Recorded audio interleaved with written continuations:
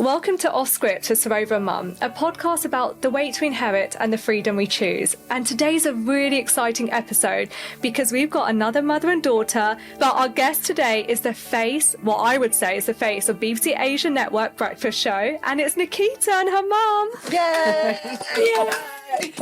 Thank you so much for being here with us today, because having these sort of conversations isn't easy. And I think we've realised that. They've had a few moments where we've been so raw in what we've been saying that it does touch the emotions a bit. It's difficult at times. So, So I would say welcome, Renu. Thank you for being brave.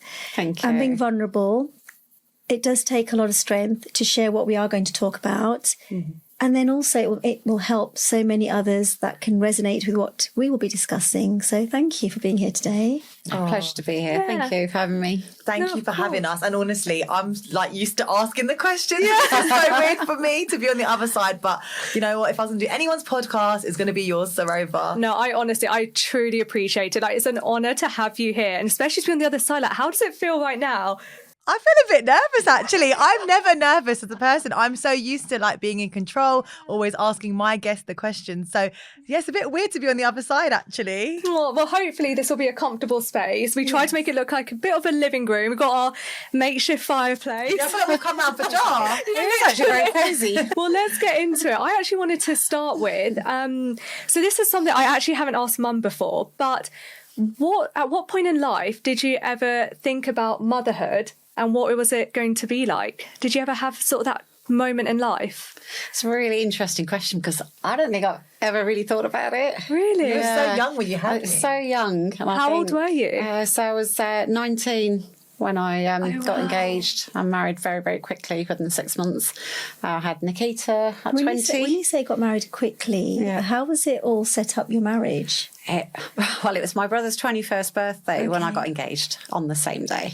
So that's how shotgun it was. Yeah. And were you expecting, like, at that age, that this was kind of like what your parents were sort of leaning towards in life? Yeah, I think in my head it was almost like, oh my God, I'm so grateful I've made it past 16. So I think, I will add to that because I did get married at 16. Did you? Okay, yeah, there was a lot of people I knew. I didn't know you thought that. I didn't know that you would have been 16 otherwise. I think it was almost cool. People were getting married off at the age of 16, 17. And it was like, oh my God, I'm so grateful I'm 19. Yes, I've made it to that. So I think in my head it was... I can understand and relate to that. I didn't realise that was more... I didn't know that about you. I always knew Mum got married at 19 and had me at 20, obviously, and then a week before her 21st. I always say I was the present because she turned 21 a week after she had me. But not quite what I'd planned for my 21st. I know. I mean, we would never, nowadays have a baby at 21. But I never knew about the 16. That was and that's very young when you think about it now, and having your own kids. And you've probably thought this, yes, Valley, when you're they're growing up. Yeah. It's like when they're 16, it's like, oh my God, how does even a parent think about getting the child married at that age? I went through that exactly with my daughters when they were hitting exactly those ages. I'm looking at my parents. I even said to them, "She's 16. Yeah, could we imagine her getting married?" And they just looked at me as though. No. Not there. They couldn't see. I think their mindset changed. Yeah, I think it did. Because again, I don't think my grandparents would have allowed me to get married at 16 or... God, no. It was education first for our time. Yeah. But for us, like Renu and me are just reminiscing here, you children are gifts to us, but when we look back at our life... Yeah, it's very different. Yeah, I mean... And that was the norm at the time, wasn't it? It was almost like that's the norm. If it's primed into us, that's what you can expect, and that's what's going to happen. I'm so baffled because I thought it was just you. I really thought, because I never knew anybody else had that mindset of let's get to 16, because everybody was a bit more older than you, and I just thought, God, like you were quite unlucky to. I thought it was, maybe it's because you're the eldest, but actually it was a generational. Just at that time. Yeah, I heard of people getting married that young, and even people that we know. Oh, really? But I never knew that about you. I just always knew Mum got married at 19, and obviously to her parents that was kind of old. Yeah. Of course, they'd been trying a lot sooner than then. Of course they would have done. Like we said, parents felt that was successful for them if they managed to marry their children. Yeah. They felt that we've achieved. Yeah. Whereas nowadays we feel we've achieved when our children have gained a foundation of an education that they can keep for life. That's So theirs. you didn't really have like that moment to think, oh, what would I be like as a mum? Or did you ever? Motherhood. It arrived suddenly. It just arrived. Oh, that's what it was. Yes, Wow. she arrived and well early than expected. So I left work on Friday, and Saturday Nikita was born. Unexpected You in didn't Birmingham. have time to... No, I couldn't even compute. It was almost like all of a sudden, here she is in my lap, and had nothing with me, not prepared. I only came to say last sort of goodbye to mum and dad before I was going to have Nikita, but yeah, because she was early. Oh my it was, God. I feel that for you, such a big shock. Yeah. And did you feel, because with mum, your marriage was arranged, wasn't it? It was arranged. Was yours also? Yeah. Okay, through the family or? Yes, Yeah. family relatives. So yeah, similar then. Who knew the family? Same here as well. So, I mean... Because you feel like you didn't have a choice, isn't it? Well, my dad did ask me the question, but it was asked in a very coercive way, with all the family are sitting there as well, saying, you know, hey, it's positive. We're assuring you this will work for you. It's a good thing for you. Yeah. Certain aunties were sitting with me telling me about their experiences, how it's a good thing for me at 16, who hasn't even got her GCSEs under her belt yet. I'm yet to do them. Did you get your GCSEs? I did, but the conversation had started when I was still 15. Yeah. It's very sad, About isn't getting it? married. And that's very true. I can relate to Yeah. that, because it's very much, like I was saying, primed into you. It's like, this is the way it's going to go. Yeah. You're not in your head, you're not fighting it, But because we're you still kind of... teenagers, aren't we? I guess you just learned as you, went just along. learn, You this just, is it. yeah. And the choice, as you said, it's quite an interesting one, because mum and dad were almost like, it's going to happen. Here's a list of potentials. The only choice you had was to kind of, pick or navigate towards one. They normalised it, didn't they? But it was did. normal, I guess, at your time as well. Well, they normalised it. So now when you asked us about motherhood, really, you said yours arrived suddenly. So with the following year, you had lovely Nikita. Yes. Mine was very different. So I get married as a teenager, 16.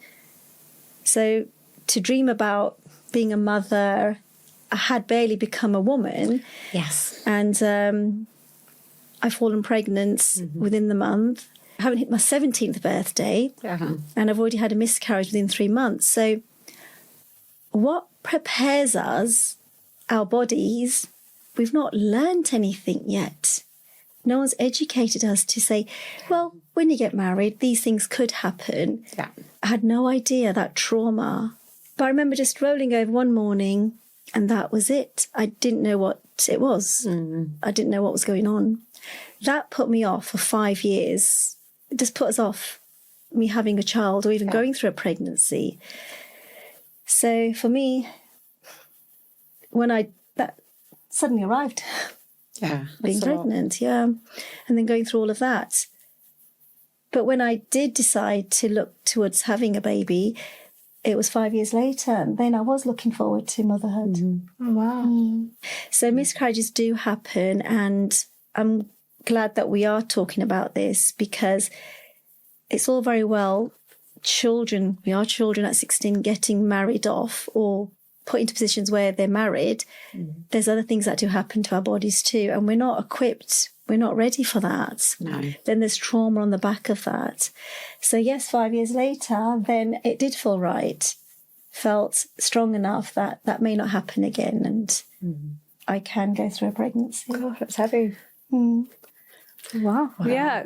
For me, it was the other way around, as wasn't well. it? So my ex is 5 years older than me, so I guess we were in different places. And to start with, where to have kids, I kind of in my head had it when we got married. We'll enjoy life. We'll Take have fun time. together. And that's what we wanted, didn't we? And that's If what we we did end up wanted, in a marriage, we thought, yes, we'll have some time together, enjoy life. Enjoy life and then before have children kids. arrive. Yeah, Yes. and then Nikita came along. It was one of those where I was so sick, and everyone knew before I knew it.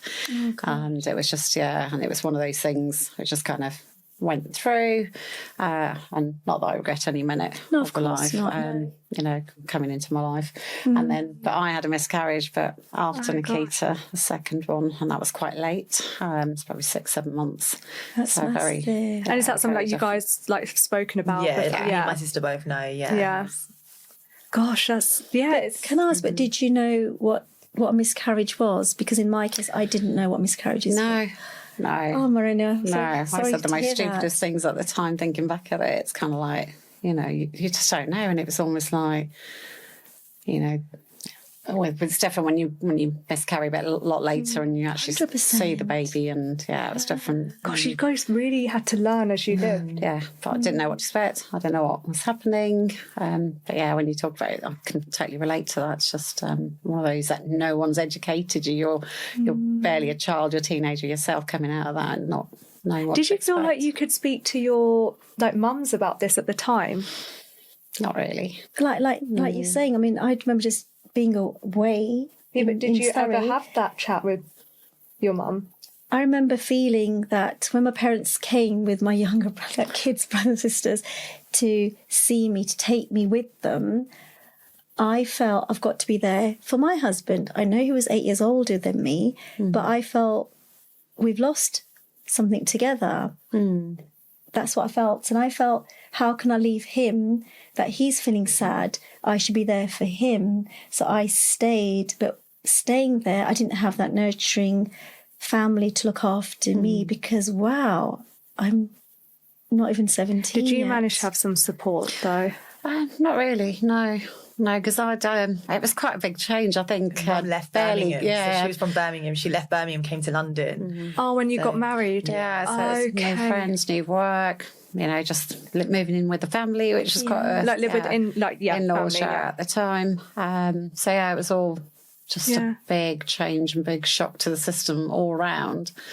And then, falling pregnant quite at a young age, trying to deal with that. But there was no real support system or You're both are groups so or- strong to not have support systems, to go through great trauma. I know, because I know if we went through that now, our God. mums, you would be there 100%, right? But obviously you guys went through so much trauma and had to do it on your own. I remember lying there on mornings, like, even who's going to bring me something to eat, because no one was there. Because, like, your dad obviously was busy working. We had grandma at the house. No, we're in Dorking, Surrey. Oh, This happened then. So we're away from anybody. We're in a little village on our own. gosh. And whoever was there, the couple there, unfortunately, everyone was working. So You guys honestly have had such similar, from the beginning It's of marriage. interesting that your husband was 8 years older than you. Though. Yeah. You obviously got married to someone that was older than you. Yeah. And was that the norm as well, that they didn't mind such a big age gap, like your parents?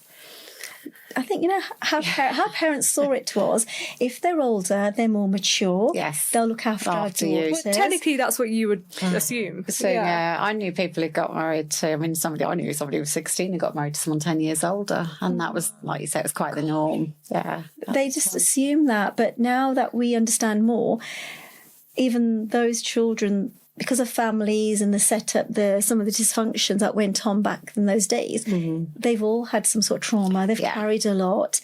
And then we've all had the backlash. But do you feel more unfortunately. comfortable talking about it like now with sort of friends or family? And I'd say I feel more comfortable. It's I think, and you touched on it very early, it's a journey. It's definitely a journey and it shapes you. And I'm not the same person I was years ago when I got married. And I think it's made me stronger. You're way more outspoken now. I remember when we were younger, Mum was way more shy. I think you're way more outspoken. I think I could that happens probably as you get recognise older. myself. And, you're a totally different person, even like, watching Mum grow up. Yeah.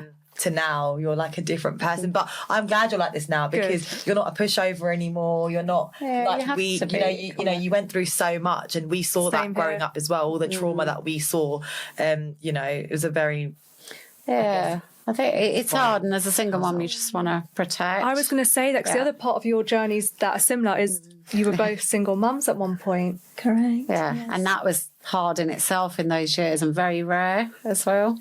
Yeah, I was Rare to kind I of do think it no on one your really own. spoke about it back then, and a lot of people kind of, you would say as well, outcasted you from the community. Oh, yeah. Really? Because she was so young, obviously going through this divorce, being a single mum. Everyone assumed that my mum had done something wrong.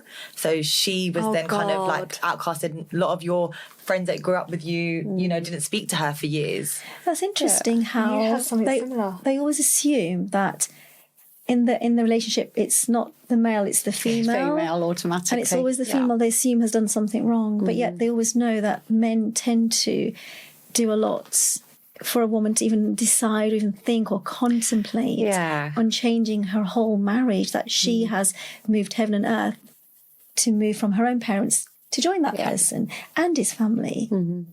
And that's very true. And that's, it's a big move, big change. And I think in our heads, it was almost as we were primed that you're going to have an arranged marriage and you're going to get on with life and you're going to do what we did. You also was primed that there's no divorce in our family and you're going to make it work no matter what. How did you feel at the time when that happened? I think for a long time it was, this is it, this is my life. I'd kind of accepted it. You don't even think about divorce. It wasn't on the forefront. It was more, just want to get make it work. So you probably didn't even think about how you actually felt as a person, what you were going through. You just had to just deal with what life gave you at this point, and that's it. And that's it. And that's how it was, for a number of years. Just kept going. And then, I guess it wasn't until afterwards that something that just kind of switched, or someone said that it was, why are you doing this to yourself? And continuously sort of, being in a toxic environment. Toxic environment. It's still difficult. You're unhappy. It's just. But it's like, especially back then, to make such a big decision, or sometimes a decision happens and you don't expect it, or that's how life's just going to be in that relationship. Yeah.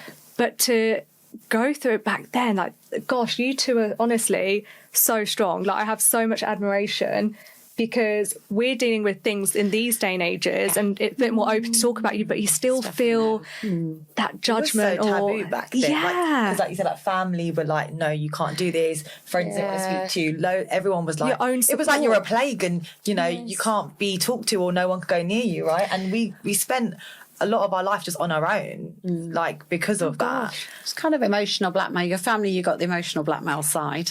Did you feel that people felt if we're divorced, they felt it might rub onto their children? They don't want their families to experience divorce. We had that in our immediate family. They want you near them or around them. Yeah, definitely. That's why you got it from both sides. So you got the emotional family blackmail side, and it's like you can't do this, no divorce in our family. Going to say, what people are going to say, and then you got the community who kind of start judging you all of a sudden. And like you said earlier, it has to be the female, can't be the male. And then it's kind of, even though your family know, it wasn't what's really going on, or what really may have happened. It's never a secret in amongst the main families. They always tend to know, hand on heart. Yeah. But they're still pushing you down that road to make it work, and then that is because miserable as hell inside. And that is because they are so scared of what people are going to think. I think that's where it always comes from, because they know what their daughter will be going through, a terrible, horrific time, but they still are like, we know this is happening, but they'd rather save face. And I think I'd like to hope things have changed these days, but it makes me sad that that's what you had to go through. For sure. I feel emotional hearing another mum, because I've only had you. So to hear you go through this as well, I'm like, it's hard. Yeah.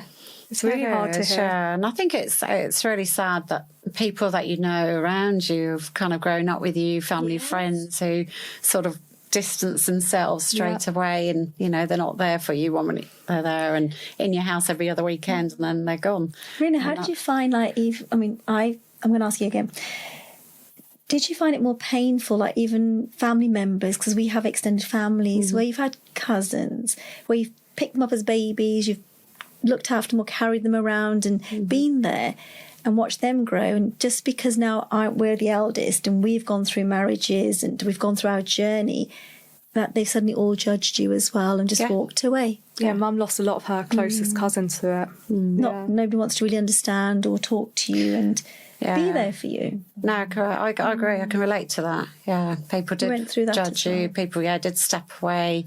Even close friends. It's so wrong, though, isn't it? Like, hearing this, I'm like, this is just so wrong. You know what's funny is that, like, I'd say about 10 years, right? About 10 years, people didn't speak to you for probably a bit more than that, right? And then slowly, as a single when we mum, started seeing people again or bumping into them here and there, a few people did start to say sorry to you, didn't they? Yeah, they did. When they realised years later. It was almost, it's kind of... But you were, at that time, you could have done with that support. It's a long time. It's a long time. Yeah. Probably longer than 10 years, but I'm talking like there was a big gap. Big gap of like not seeing anyone, not speaking to anyone, everyone just cutting her off. Like you said, awful. She's grown up with a lot of these people in their houses every day, every weekend. And then it's just like nobody wanted to know because you know, and you had that makes me so angry. And you had the two youngest children with you as well. Yeah. So any support would have just helped you. Yeah. How did you find it at the time? I just remember feeling really angry. I was a Yeah. really angry child. Like So was I. There was so much trauma that we went through, you know, with the other side of the family, and just seeing how mum got treated. But then I feel like I was going through so many emotions growing up, and actually I feel bad on mum, like now being an adult, and I've said this to her before, but I have to really apologise to my mum, because I probably was the biggest brat ever, and all she was doing was trying her best, working, looking after us. She even went to uni after having us, because she wasn't allowed, you know, before getting married. And there's so many things that mum put on hold for us and sacrificed everything for me and my sister. And like, you know, when you're a kid or a teenager, you just don't think about that. You just don't have anything in your brain to think about those sort of things. It's only now that I'm like, you know, in my 30s, and I'm like, wow, my mum did so much. Like, how does she even do it? Because I could never. And growing up, I was so angry because I just had so many emotions that I just didn't know. Like angry towards the family, angry towards how people treated you. So many emotions. And I think I used to just let it out, probably just take it out on mum and just be a bit of a brat as a teenager. That's exactly what I used to and, do. you know, we're so close as well. So it's like, and, you know, you realise all these things, obviously, as you get older. And but yeah, I didn't really know how to navigate a lot of the stuff, because a lot of the stuff that we went through and that we saw, like, kids shouldn't see or shouldn't be exposed to, and that's not mum's fault. It's just the situation and environment she was put in, because she did everything to try and protect us. There's only so much you can. Loads of things that I saw that I didn't tell her either, and I only told her years later that I had seen and witnessed, and things that I'd gone through that she didn't know. So like, you know, because you just in a weird way want to protect each other as well. And I felt very overprotective of my mum and my sister. I was very like, I still am really overprotective of them. I'm like, she always says it. She's like, you're like the son I never had, because I'm just like, I am that big sister. I am that, you know, older sibling in the family that, you know, what you're saying there is, it sounds like very I'm just listening to you thinking, I totally understand. Similar kind of experience. It's kind of it's almost like unconsciously, consciously that you're behaving in that certain way to protect yourself. And I didn't know that at the time, because like you said, some of the stuff wasn't shared with me, so I don't know what's really going on. And then I felt you're grown up a lot quicker. Roles are reversing. And did you feel that the role reversal? Because there's times where I generally feel like I was more of a mum to you, and as much as you were the title of the mum, but I feel like I was trying to look after you, like to speak for you, and because I was always like, mum, like this is wrong, because like that's me. Even my sister would be like, you're not my mother. We didn't speak up. Oh my God, when we should have done. We didn't speak up when we should have done. Because we were not used to having that voice. And I think that's when. But also, you guys didn't have an actual childhood later on in life either. That's true. You know what I mean? Like, I always say this, it's really interesting. Like, when we were kids, I really felt like we had the normal, not normal, but the typical mum, dad, normal. I keep saying normal because it was normal unit. But as soon as we got to a certain age, you never knew what it was like to be like that in a family home, because you got married. My dad lost his dad when he was 12, so he never had a father figure. So then you're raising kids without having parents when you were younger. So it's an interesting dynamic. So I'm like, you guys were amazing. And then it got to the point where it kind of, switched a little bit. Which is interesting. So when did you know as well, Bali, like when we kind of were mothering you guys, I guess? Like, did you notice the shift? I feel it's when my relationship deteriorated, because then my emotions changed, because that I didn't set out to be married and then be in a divorce in my journey. I didn't. I always believed what we were taught. You get married once and that's your life partner forever, the journey. So things changed. And you did notice, that's interesting. I didn't know how I was going to navigate. So I think I was going into all these emotions. And that's what I think Stroh must have picked up. There's something not right in my family. Mum's always been okay. She knows what she's doing with all the navigating of balancing all these balls. What's happened to Mum? What's going on with her? Because now suddenly I'm not sure myself. What am I doing with this? It's changing. Something's not right. And did you have any support from your family at the time? Did I have support? We always felt our unit was ours, so we would work it out between us, what we're going to do, how we're going to, because it affects us first. So we were just navigating it between us for a good 18 months. And when it came to talking to the parents, or my parents, No. they struggled. It's not something they've ever been comfortable with or known, or there's no familiarity in their generation. They used to ask me and my sisters, like, can you get your parents back together? Oh. Yeah. And then I actually got blamed on your side of the family because they didn't know how to navigate. So they were like, oh, it must have been Sarova. Yes. And it was your cousins who were saying that. So obviously these are musties I don't talk to anymore. But yeah, they were It was so blaming wrong. me. Wow. Because we're adults, we've been together over 20 odd years. So we would never want to break up our family. Yeah. Unless there's things that are happening and we know it's not working. And it's a big decision. When you stay in a marriage for the children can see. They can see the tension. They can see something's not right. They get more and more worried. And that worry causes them to go into that survival of protection. Yeah. So they're carrying a lot more on their shoulders, which I didn't see that. And Sarova shared a lot more of that through our conversations now. Now, I but didn't not see it. until When now. did you guys start talking? Because I feel like there was a lot of things that obviously we saw growing up which were terrible. So we always had a bit of a turbulent upbringing, I have to say. And again, not your fault, Mum, but obviously we were exposed to quite a lot of trauma, and I don't really remember too many happy times. Mum was always trying to, make us happy, always never said no to us, let us do everything we wanted to, when anything we wanted, we would get. But we didn't know that, how much struggle was happening. Yes. But we obviously started having conversations as I got older. I'd say maybe as a teenager. Yeah, it was more About things. Oh, that's good. And so because there was a lot of things that you hid from us as well. Of course, as children, you're not going to tell your children everything when they're young. But there was there's probably still things now you haven't probably told me now. Was that when you were divorced, or when you were still in the marriage, when you got to tell Nikita? No, it was afterwards, because so Letitia was only 11 months when he left, so she was quite young. Younger than us. Yeah, a lot younger, and you were. So you pretty much raised them from the beginning. Yeah, from the 4 or 5 beginning. So I ended up going back into work nearly after a month, even after I had Tisha. So I and then, didn't really have that. Oh my you were on god! like you said, but you were on your own through that. No friends, no support. Everyone just moved away. Yeah, The everyone girls just were so moved away. young. His family wasn't there anyway. Yeah, family friends moved away. Managed to kind of build up through the school.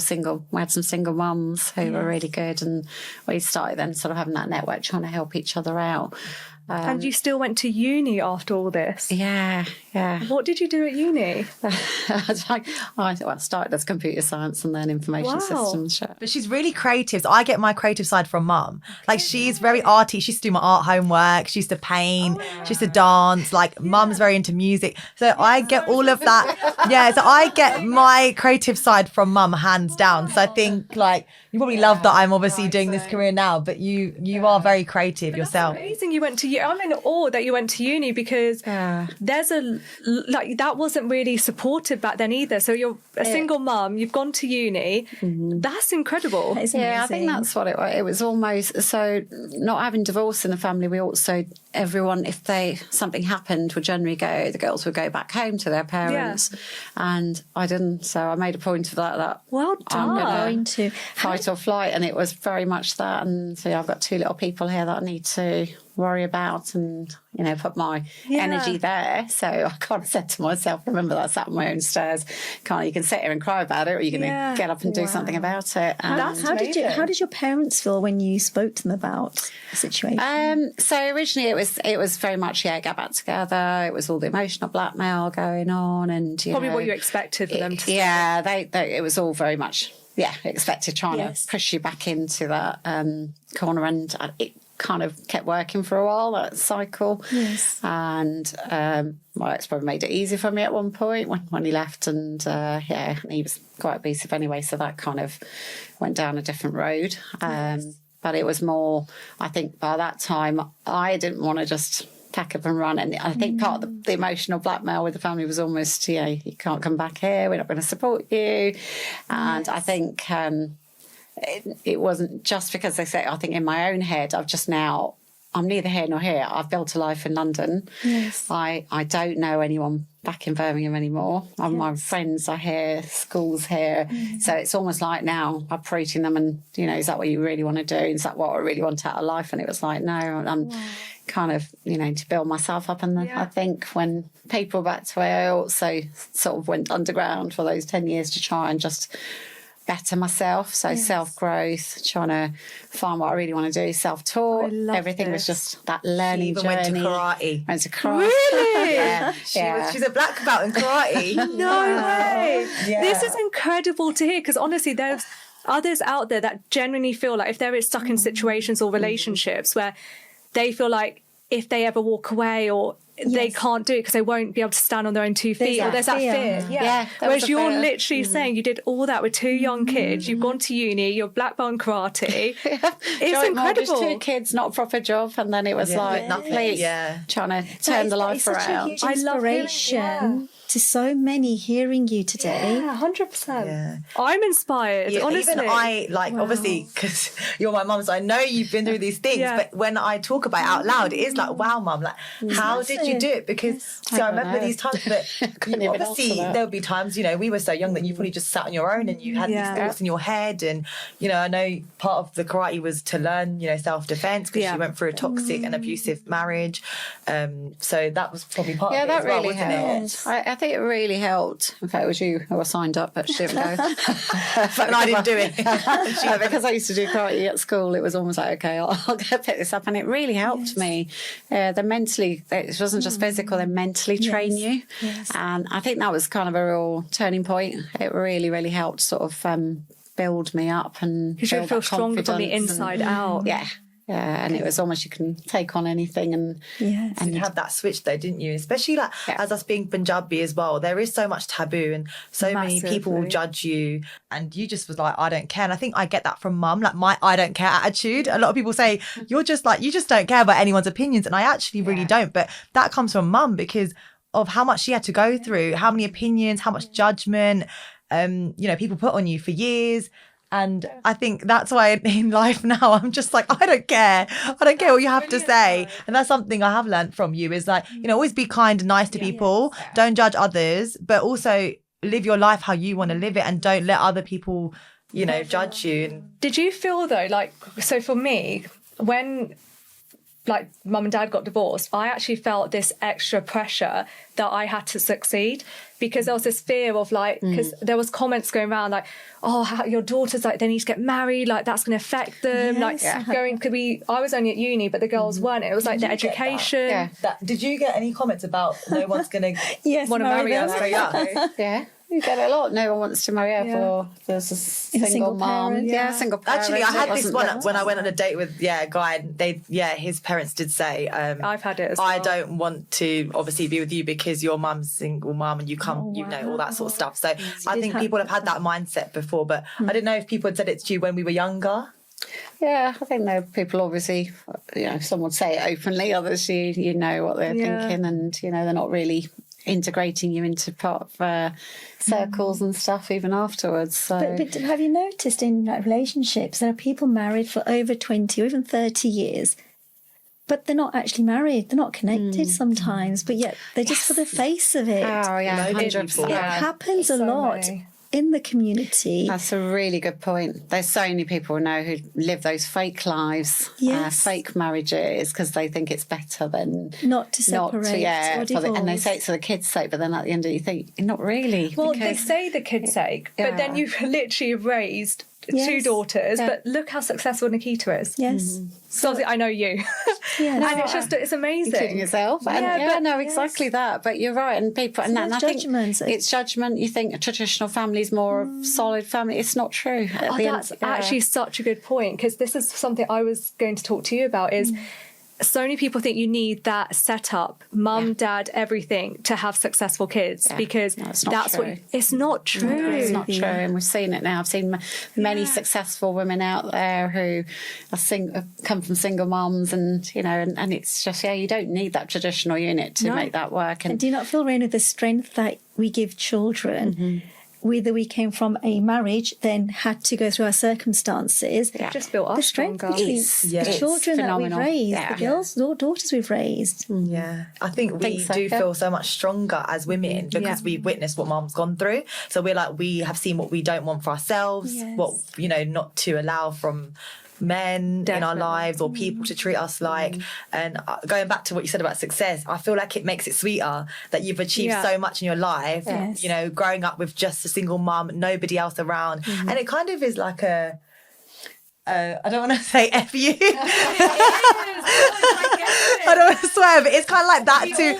Yeah, like to a lot of people that, you know, put us down and looked at us down, and you know, all the tools mum gave us and how much she did for us growing up has allowed us to achieve our dreams, go for what we want, you know, especially being, you know, a brown girl in the mainstream media and doing the radio and TV and things.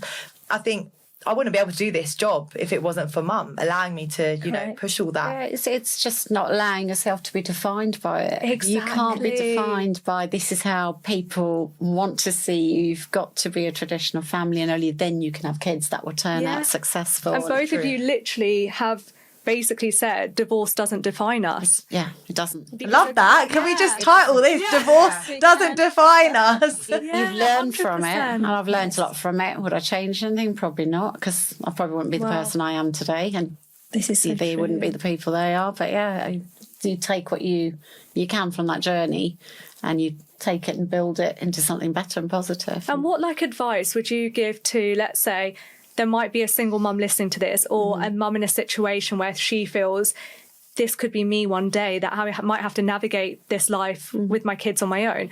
What piece of advice would you give? And something that you may have wanted to hear when you were going through it at that time? I'd say there's lots of people out there who are haters. It was actually somebody who described these people as dream snatchers to me once years ago, and that kind of stuck, and that's exactly what they are. You know, they'll say things to your face or behind your back, but they're not there to support you at the end of the day. So they're irrelevant. It doesn't matter. So what I say is just do what you want to do. You know, go and get what you want to do and be that positive person to achieve your dreams, and do it the right way for your children, what matters, rather than thinking about what others expect you to do. And I think if someone said that to me years ago, I probably wouldn't have wasted the time that I did. And that's probably the only thing I would change. Why didn't I do it sooner? Because, you know, there was something somebody said to me, one of my ex-managers years ago, that resonated. And it's almost like, stop doing this to yourself. You know, you've got great children, you've got a, you know, great career out there that you can make something of yourself, that you don't need to rely and take, you know, the negativity and the crap and stay stuck in a marriage for the sake of it. And, you know, at the end of the day, you're not really doing the right thing by your children at that point, I feel, because they can pick up on this. You were, like you said earlier, didn't you? So some of the stuff you're being exposed to isn't really helpful, and maybe that was the reason why you behaved the way you, like you said, you did for a number of years. And I think sometimes it's better to cut that toxicness out of your life and, you know, do the right thing. And that's the other thing I'll say is don't let people make you feel inadequate or you're not doing the right thing. I've had to shut all of that out over years, and many opinions on myself. People have made loads of opinions and said things, but you have to get past that. You probably surprised yourself how much inner strength you have that you probably didn't realise. And mum, you are the most positive person I know. Like, my mum is so positive. Like, you guys are so similar. Like, you know, mum even tells us off. Like, you know, as girls, we like to whine sometimes, or we like to have a moan about something. And I'll moan to mum about things and things that annoy me. But she'll always say, just be positive. And she always tells us, like, just be positive and everything will work out. So she is like the most positive person. And I think you've been through so much negative that you have actually turned that into a positive. You have to. Like, so that's where you take it, use it as strength, because I could have easily packed my bags and gone. And I thought maybe in the back of my head it was like, maybe one day I'll have to, with my tail between my legs. But I didn't. Thankfully, something guided me, something kept that strength going. And I think it was you guys, if I'm honest, gave me purpose, gave me strength, motivation. And that really pushed me hard to do the things that I never thought I would do. Do you feel though, like, there's one thing I was thinking as you were saying this, do you ever feel like you put added pressure on Nikita at all? Because obviously you're the eldest and I'm the eldest. A bit more than you realised during her upbringing. Yeah, I think so. I do feel, particularly you, maybe not so much, Letitia, kind of had to grow up. You were quite before her hard on time. me, I have to say. In what, like? Yeah, I think it was more With school. I mean, you know, I guess mine and my sister's personalities were quite different growing up. Yeah. She was more like meek and quiet, and I was obviously just always a loudmouth. I've not changed, but I guess, like I said earlier, I was a bit of a brat. So I guess you were more harder on me because of that. But was it just that? I'm not sure. I don't know. You were always quite. Is it because I'm the eldest?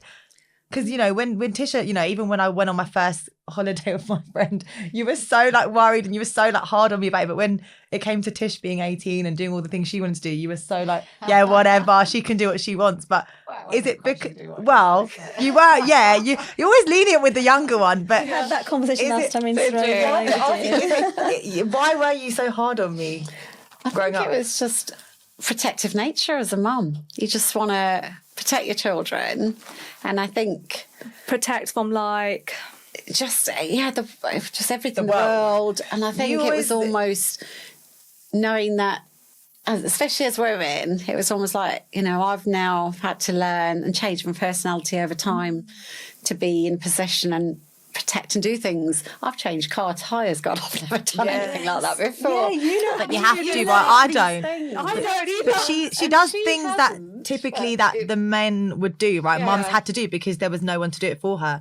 So The yeah, she has boiler, done. all Yeah, that. she's done the boiler. She's done it all as well. I So think with you, it's almost like, you wanted us. Well, we I always wanted saw you what was real life. Do you know what I mean? We're very like. I mean, I'd say I'm very street smart more than Yeah. book smart. I'm very like because I think I've been Yeah, exposed to you real are. life from young. So but don't I know do if feel it's that. guilty. I do feel sometimes maybe some of their childhood's been stolen. Oh, you never said that before. Yeah, I do feel that. I feel In what you've had to sort of grow way? up a bit more earlier, and a bit like we were talking earlier about role reversals and things. And I think not consciously, but you have kind of adopted that role, and it was almost, you know, mum's not home yet, or you know what's happening here, and it was almost always to come home like thinking, who's the mum? And it's like, Did you ever feel that the way our parents raised us, that some of that, like a domino effect, filtered over to your eldest daughter? Because me and Strova we realised that some of that did spill into Strova. As in? Because of how I was raised. So because I was the eldest, everyone was watching how my daughters were being raised. Oh, yeah, I had a lot of pressure growing up. no, I think for me it was, I was quite adamant to be the opposite. But that's what I was doing with the girls. But Strova still felt there was a lot of pressure, that she still felt it was the expectation. I still feel it to this day. To be Do you? fair. Yeah, because I still feel like there's eyes, and I feel like my success kind of reflects you.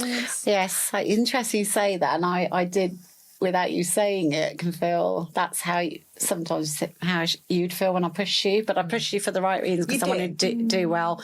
I want to give you the best foundation I could as a single mum. Yes, and that's what I've spent my life doing, is put my life on hold and just go aggressively to kind of better myself, get a better job, you know, financially make you guys solid. You need that for the give girls. you, and There was that's a it. fear. There was And then a you just fear. think, I don't want you to now, don't mess it. You've got one There's chance. a lot of life to pressure. give. You know what? Derail. That's it. That's actually interesting because things are coming back to me as we're talking. You always would, you know, say this to us, like, I don't want you lot to mess up. I don't want you lot to, you know, ruin your path of life. Or you were always like panicky about that. Like, I think it you came, didn't want us to, you know, put a foot wrong because you didn't want our life to get ruined. I think it came the opposite. Like we're saying that a lot of our parents were almost like, our lives were decided for us, our careers were decided for us. And parents wanted me to go into banking, and it was just like, Oh my God. I didn't want to make any Like, decisions. It was like, no, but I just want you to give the best education. I've never made your choices or Tisha's for them. It's kind of go do what you want to do, but I will open the doors for you to go and do it. And I think that's what it was. It was just don't lose that chance. Yeah. You was always saying, because you did sacrifice everything. So I guess you didn't want us to And maybe that's not do well in life because you had given up everything. So you want to see us grow, I guess. yeah. But that's what I have a the bit pressure. of. That's the pressure. No, I do. And I also do feel like, I mean, like I was saying, one hand, it's like amazing that I'm in this position, but I wouldn't have got to it without mum. Yeah. Like, I know that. But on the other hand, it's like it makes you want to succeed more because you've come from all these, you know, hard times. Well, you were saying earlier before we started talking that at 15 years old, you had your first work experience. Yeah, the BBC television centre in White City, and Mum had actually like forced them to give me a placement there. Yeah. They created a role for me because she was so persistent for me, because she just knew that I just wanted to do this. The support is incredible. Yeah, and I was going to even say, looking back on all this, when I found this picture years ago, and I was thinking like of all my acting classes and things I used to do, and I was 7 when Mum put me into theatre school, and now thinking, I was like, Mum, you didn't really have the money to do that. Yeah, to put me through drama school. She used to drive me to King's Cross every weekend, give up her weekends. I used to go to acting classes because she knew that's all I wanted to do. But looking back, I'm like, that was expensive. And I don't know how you did that. Like, how did you just saved all her money to put it on me and this dream that I had from such a young kid. And I guess now that I'm, achieving this dream, I guess it does feel like Mum's not done it for nothing. Yeah. That must have been hard, because hobbies are not cheap. And so there's 3 of us, and we wanted to do everything. And you never Music, said no. Education, sports, because I felt the same. We didn't have those opportunities. No. So I wanted to make sure that the girls got to do this and then choose what they enjoyed the most. Yeah. But that would be their I do have decision. something to say, though. If, let's say, for some reason the opportunities didn't arise later on in life for us, or there were more challenges when it came to our careers and things like that. Let's say we weren't sat in the positions we are today at the levels we are in our roles. Would you have still been proud of us? 100%. Oh gosh, yeah. Yeah. It's a no-brainer for us to say that. Really? Absolutely. So I remember your middle sister, she went through a phase, and I said to her, right, well, send me a message, pros and cons of X and A and B, and make a decision. Or her career choices? Yes. That's how I would always do it. Because I've always felt like I've had to be the best at everything, even when I was literally like a kid doing netball. I was like, I had to be first team captain, I have to do this, because I always felt like I had to make you proud.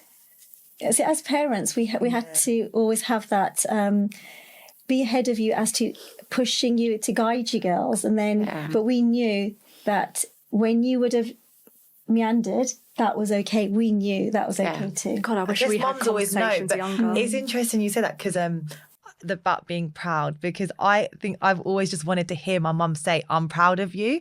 And like, you didn't really say it too much growing up, but I guess it probably wasn't a lot to be proud of about me when I was growing up being a brat.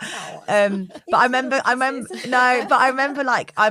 I had a bit of a like tough time, even starting uni and stuff. And I was just a bit like, I'd change unis and I'd come back to London, and I actually eventually ended up getting a first. And I think everyone was just so shocked. And I remember feeling like, have I made you finally proud? Because I was the girl that kind of failed everything in school, or didn't really do that well in anything but drama and media. So like I remember being like, when I got my degree, being like, oh, have I made you proud? And I remember everyone being proud at that time. And you did, you were so happy. Yeah, and I do. And I remember, because I feel like maybe it's an Asian thing, maybe it's a Desi thing, but a lot of our community, parents, grandparents, don't really say that, I love you or I'm proud of you. Those words don't really get told to us too much. No. So something that I think you always want to hear.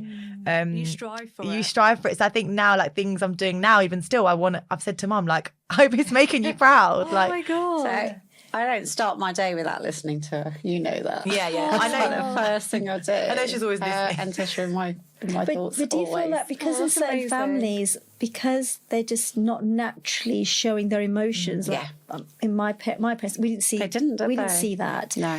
But some other relatives, we did see that they would, but my parents didn't. So, where would we then naturally be seeing that or promote that further ourselves? I mean, yes, we watched lots of Bollywood movies growing up. So yes, we had some idea of, what is loving, what's caring, because we're watching this, but not in the dynamics. Do you know what it is? I don't think you're giving yourself enough credit, though. Because obviously I was different. No, because both of you have brought up, like us, in such a way that you never had that upbringing. Yes. In a way you've never been taught how to do things. You never had good, I'm assuming you didn't have other role models around you who are also raising kids that you could look up to. But you did it off your own back. And that just shows when you get thrown into that situation, like we were saying earlier, fight or flight, you just learn how to fight. Yeah, because you weren't shown love. I mean, I don't want to speak for you, but from what you've told me and what I know is that, growing up was quite hard, was really hard for mum, and she was never shown like a loving household. So the fact that you are the way you are, because I know our family, mum's become the opposite. She's really caring, genuine and everything, and really loving. So it's interesting because you didn't come from that.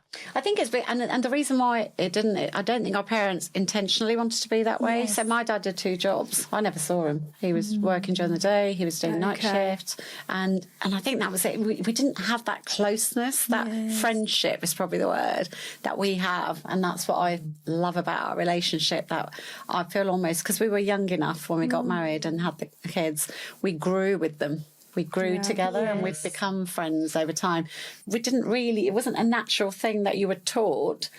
And I think in my own head, like I was saying earlier, I don't want to be that way. I want to not make your choices for you. I didn't want to do the things that parents did that kind of I felt wasn't the right thing, and I would have done something different if I had the opportunity. And I think that's why it was so important to me that I want to give you that opportunity, and I want you to make those choices, and I want you to go and do what you want to do and never say, I've done this because you wanted me to do it. It's your life, your choice. You get one shot at it and you just make the best of it. And that's what, and I love life. Every morning I wake up, I love life. I love the fact I've got these 2 wonderful girls in my life, and I'm sure you feel the same way. Look at their faces and what you've achieved. It makes me happy and I feel so proud. And the only one thing I've ever asked, so cute, and the only one thing, you know what I'm going to say, is just one thing, is just respect. And that's it. You give respect, you give love. Anyone who walks through our door, you treat them respectfully, and you be that good person from the heart, and that's it. And you have what you want in life. Yeah. That's amazing. And I think it's interesting because when you've gone through so many hard times and people have disrespected you, like you, Mum, you've basically turned everything into the opposite. Everything that you've gone through, and probably you as well, Bali. You're both so like softly spoken, so nice to people, and you know you're making it. You've made the best of it, and you're like, I'm not going to treat people the way I've been treated. That's on them. Yeah, that's on them. Yeah, but it's an amazing trait to have, because it could have been so different. Yeah. It could have been, I hate to think how different it could have been, but... Yeah. God, sorry. I have a memory, as we were just talking about how different. I remember there was a time early on in my marriage, and I remember just walking. Do I need to hear this? Okay, because I get scared. We had lots of moments in our journeys. It was a funny one. I remember I must have been 17. It was after the miscarriage. And I remember just walking away from the marriage, just walking down this long, long road in Dorking, going to the train station, then went to be, I'm going somewhere, but where? I was still a kid myself. Were you running away? I was running away. You just thought, where was I going? But I So you guess had hard times. figuring out so much in your own head as a teenager, you know really nothing, right? But Nikita, I hadn't been on trains. We were like chauffeur to school, chauffeur back from school. Oh, yeah. Right. I hadn't used a train, so I remember standing there and I'm thinking, I don't know where it's going to go. This is so baffling to hear, because this sounds more like what I see in movies. This doesn't even sound like real life at all.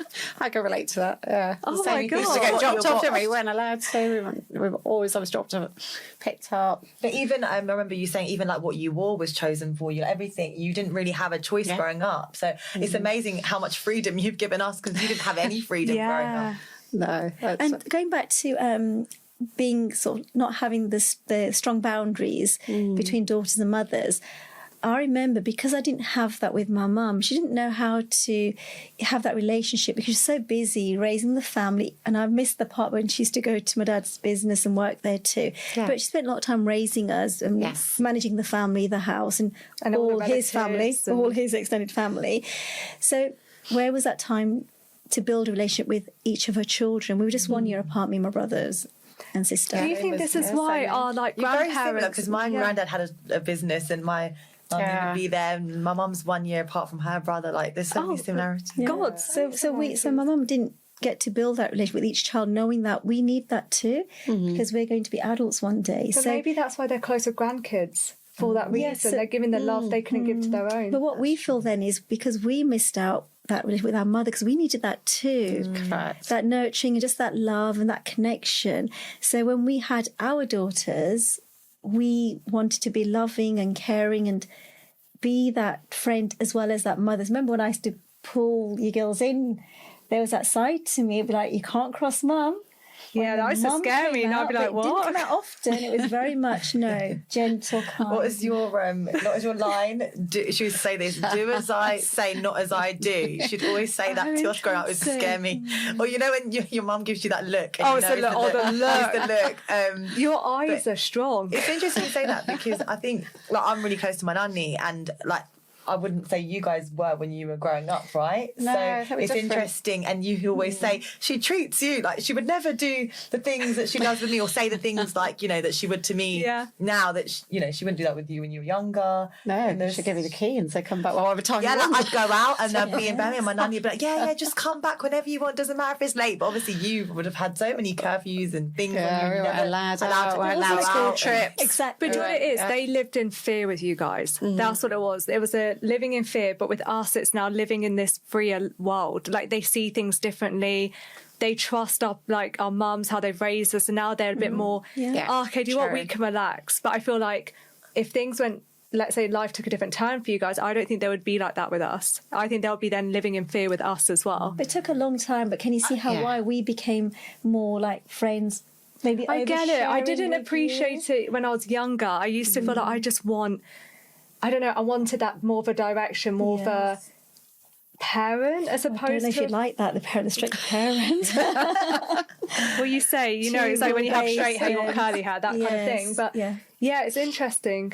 Yeah, that's It's like what you were... don't have in a parent, you want the opposite. As well, because you're obviously so lenient with us, but you were harsh to me. But obviously we had a lot of freedom. But then I think when you tried to be mum and tell us off, it was like, what do you mean you're telling us off? Because you're trying to act like my friend all the time, and now you're telling me off. So it was. I think we did have a lot of a bit of mad dynamic. Yeah, a bit of a grey area dynamic sometimes with mum and daughter, because again, you had us so young. You were figuring out everything too. Then it's like, you're being a friend to me 1 minute, cool, and then you're telling me off the next minute. So But we had to be mums too, as well as getting to know you and be there to understand, so you can come to us and talk to us, not feel like we cannot go to our mums and dads. We weren't mums and dads yet. We were not allowed to. No, and there's no handbook. There's no handbook. No, you there just. isn't. But how go we are with quite open, like all of us, you guys seem the same as us, like very open. We talk about everything, like. I mean, are you happy that we tell you everything? Sometimes you're like, I don't need to know. I think. Well, it's like today I said to Mum, I said, so I when I was like, by the way, so we're going on this holiday, and I was like, I was like, Sharon's new boyfriend's going to come. She was like, Sharon has a boyfriend? And I was like, I was like, just let her tell you later. Pretend you don't know. Yeah, I was like, oops. But it's funny because I don't know if your friends are like this, but my friends will also speak so openly to Mum because like how you are, you are more like a friend to my friends as well. So everyone's really comfortable, and I guess because you've been through so much, like they'll come to her for advice. Yeah, which is nice. I think that's nice. It's really nice. That you can have that relationship with other people as well. But what I've loved about this conversation is I've never actually spoken to anybody else who single mum with similar stories, but also eldest daughters as well, and actually just been dishonest, because it's so it just makes me feel better knowing that this wasn't just our dynamic, this wasn't the hard times we had or the emotions that I felt. Like I just feel so much more like I don't know, we are normal. Yeah. It's okay. Yeah, I think because we didn't talk about these things growing up, did we? Suddenly now that we're all speaking about it so openly, but I think that's why I was so emotional and an angry teenager, because there was nowhere for me to channel any of it. I didn't know what was going on. I was confused. I didn't know who to talk to. I went to counselling in school and things, but you're still like, what does this woman know about? Yes, and also because about our dynamics. We've got the community side, we've got the being Punjabi. There's all these different things that this lady that was counselling me didn't know and understand our dynamics of grandparents and this person, that person who's getting involved. So now it's like nice to be able to speak about it, because I think we speak about things at home, but it's nice to speak with other people that understand. Yes. God, I literally went through the exact same with counsellors as well. And I've got Mum, they don't understand like our dynamics. Like if I say Marcy's like a mum to me, and they're like, well, that's an aunt, so this is why she's a separate. And I'm like, you don't get it. All involved. Everyone's involved. Yeah. The whole family's involved. But isn't it refreshing to be able to like just openly have I this needed this. conversation? Strova's feeling more revelation emotional than I here thought. as well. Revelation of what me and Renu was doing with our daughters. It's okay. It's nice because we can understand you guys as well. The more we talk about these things, like we can understand you guys more.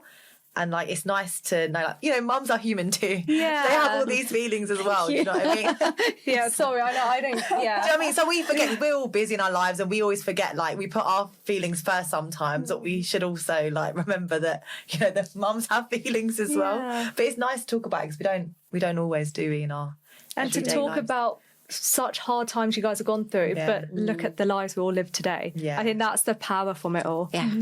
Very positive. You do find strength in any journey we go through. When it meanders or derails into something different, we do find strength from pain.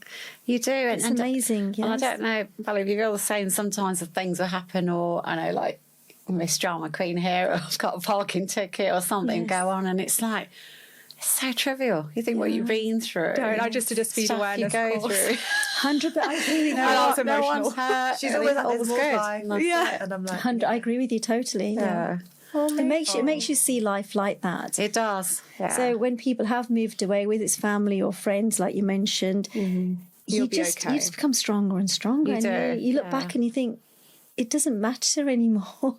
It doesn't faze you. You're just a different person. You're just stronger. Well, you both will be strength for others as well. That's the thing. Very inspiring mums. Yeah. We're very lucky, aren't we? Yeah, we are. And I don't say it enough, but very proud. Me too. Yeah. We actually don't say it enough. I don't. I think, I can see there's something in their eyes right now. There's something going on here. Yeah. I think a light bulb's gone off for both of us. Yeah. It's that admiration. Yeah. It definitely is. It's because I'm seeing it I'm seeing things differently. Well, we're proud of our daughters. We're proud of you that you're our girls and you have something of us in you that that you're strong girls too, and you'll carry on in life with that foundation that 100%. God blessed us. You never to tainted pass our on to lives. you. You've only ever And I just forward. I don't want you to feel guilty or anything, like you know how you've said, like, you know, our childhood's been taken and things like that, because like I wouldn't have changed it either, because it's made us the way we are now, and the drive we have, the success, everything has come from those hard times. So I don't think you should feel guilty. And also, Mum, it wasn't what you. It wasn't you. Yeah. It wasn't what you wanted for us. We had no control. I was just going to say, we had we had to do what we had to do at the time. And what we can Got say is through and what we can say going forward, it's what the next generation do to break that cycle, and it is being broken. cycle breakers. That is the cycle breakers. You are. I love this. I think, you know what, any mums and daughters watching this, or anyone going through a similar hard time, like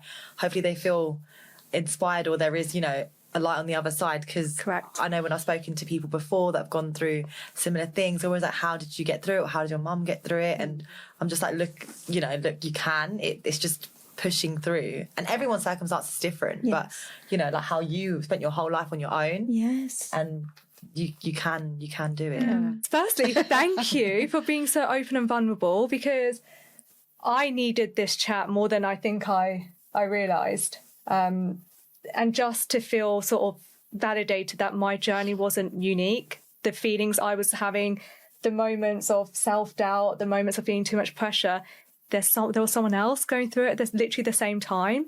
So I appreciate it. So thank you. I know it's not easy. No, thank you for having us. Even I feel really like, you know, relieved as well having this conversation. It kind of just, it's nice to talk about it. And, you know, things been bottled up for years, so it's nice to actually let it out. Thank you. Well, if you've been listening to this episode, today was all about showing that sometimes life may not go to plan, but we were sat here today and it's a moment of seeing how resilience, perseverance, and this was about empowerment and seeing our journeys. And I hope if you're listening today, and if you are going through if you're going through something similar, or you feel that you need a bit of guidance, just know you're not alone. And thank you for joining us today with Off Script with Sarova and Mum. Thank you. Do subscribe and let us know your comments.